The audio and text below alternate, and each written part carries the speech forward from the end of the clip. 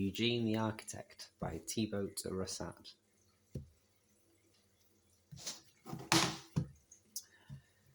Eugene the Architect designs buildings that are incredibly symmetrical and orderly. He is very proud of his latest work, an enormous house with perfectly straight walls and square windows. One day he is surprised to find an upset tree growing in what will be the house's living room. Instead of cutting it down, he studies the tree and suddenly sees nature in an entirely new way, not as the opposite of precise order, but as something with its own type of perfection. Overwhelmed by this discovery, he starts to create a completely new building. A picture book about crooked angles, building with nature, unpredictable things, and natural wonders big and small.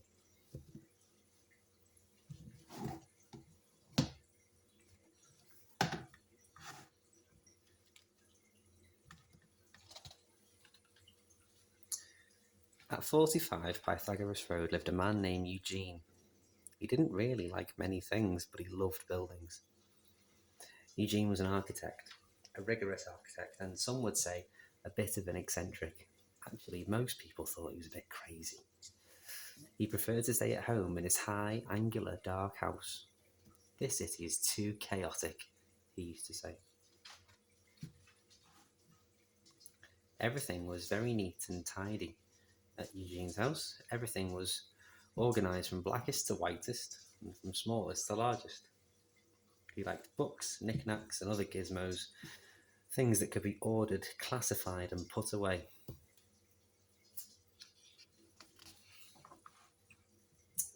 Because he was an architect, Eugene designed buildings. He was particularly proud of his latest creation. It was a very tall building that was perfectly designed. Everything was absolutely straight. All the windows were absolutely square. And I would feel a lot better if all the buildings in this city were like this, he said to himself.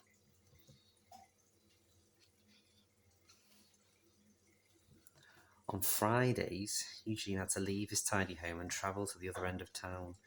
His beautiful new building was under construction, and he needed to inspect everything at the building site. "Oh, hello, Eugene," the construction workers shouted. "You've arrived earlier than usual. We haven't had time to clean up." And it was true. What a mess. Eugene almost tripped over and fell over backwards because there were all sorts of things on the ground. Everywhere. Nothing was put away, and it was hard, so hard to keep everything under control.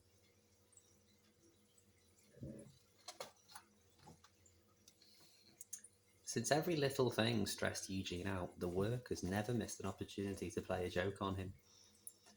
Frustrated, he would yell out to them, "No, no, and again, no! Remove those toilets from the balconies. The bathtub doesn't belong there either." Seeing him get so upset made the workers laugh even more. Eugene just couldn't stop them. But apart from these little problems, everything was going very well at the construction site. Then, one spring day, something happened that no one could have expected.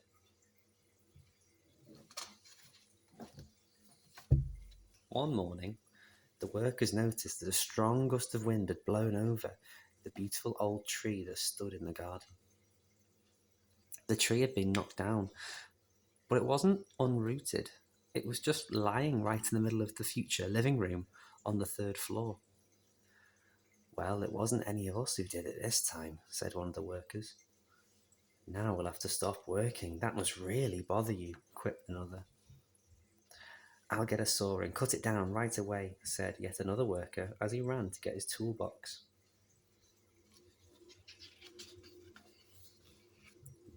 But to everyone's surprise, Eugene climbed right up onto the tree and yelled, "Don't touch that tree! Look at those branches, look at these angles and proportions, they are absolutely perfect." The construction workers looked at each other with concern, and they all seemed to be thinking the same thing. Eugene is losing his mind.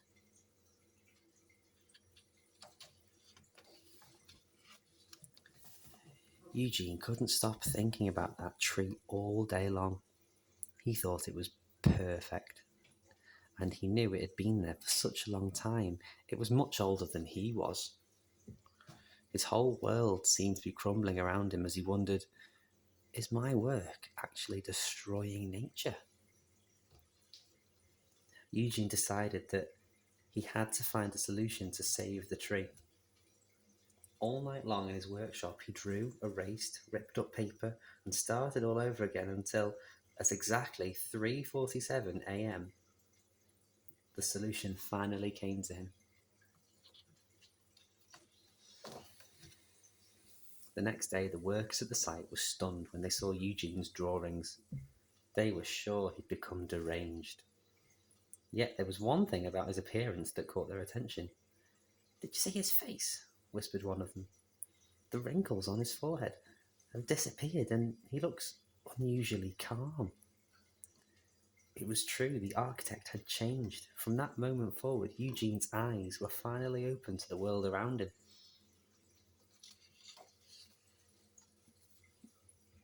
As the days went by, more and more ideas came to Eugene. This tree will be saved, but there are so many other things that I have never even thought of before. The workers observed him from the corner of their eye, and they wondered how everything would turn out in the end. All of a sudden, Eugene seemed to be thinking about everything, about the animals, the insects, and all the people that lived in the area. Every day brought him new thoughts and ideas to ponder.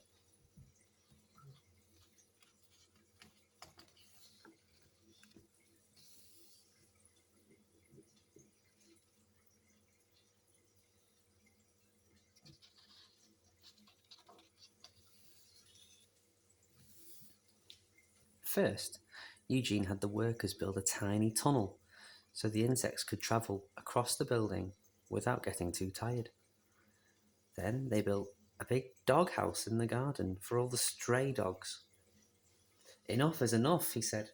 "No more straight lines." From then on, everyone at the job site stopped using their measuring tapes.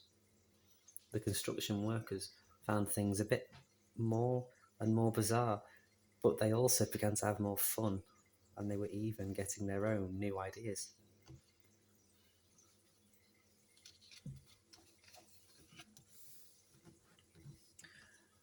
Finally, Eugene had them install huge windows so that people passing by on the street could see the forest behind the building.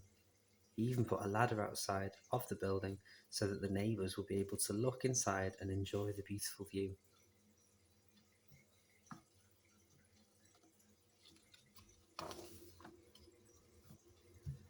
All the noise was attracting the people living nearby, and they gathered around to try and get a look into the mysterious structure. Everybody wanted to see what was happening behind the great big wall. "No, no, no, you'll have to wait. It's not quite finished yet," said the foreman of the site.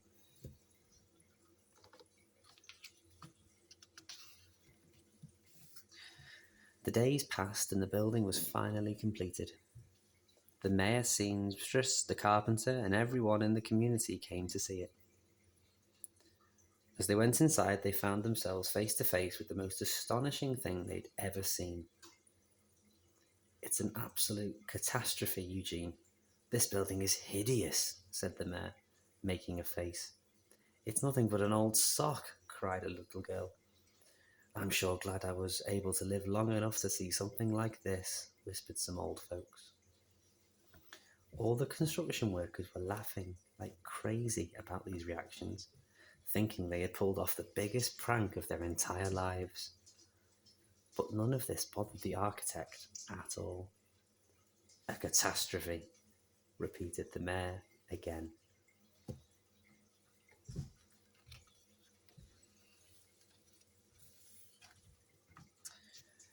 Eugene just stood there, looking at his building.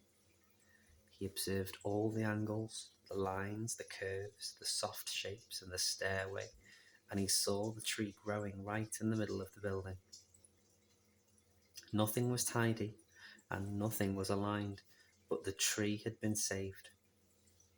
"It is the most beautiful catastrophe that could ever have happened," said Eugene proudly. Then, when they looked a little bit closer, everyone began to realize that Eugene had taken absolutely everything into consideration.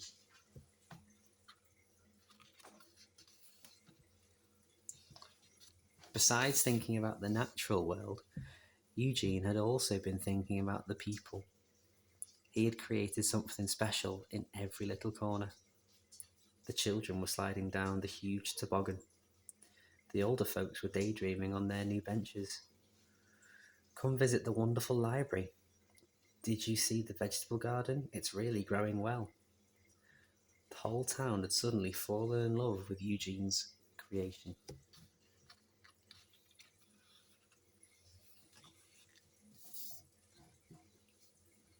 From that moment on, as the seasons passed, people stopped thinking of Eugene as eccentric and too rigid or a little bit crazy.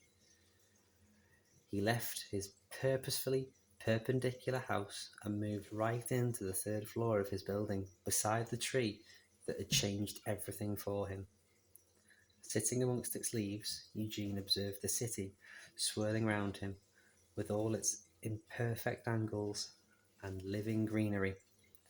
His eyes finally opened to the world.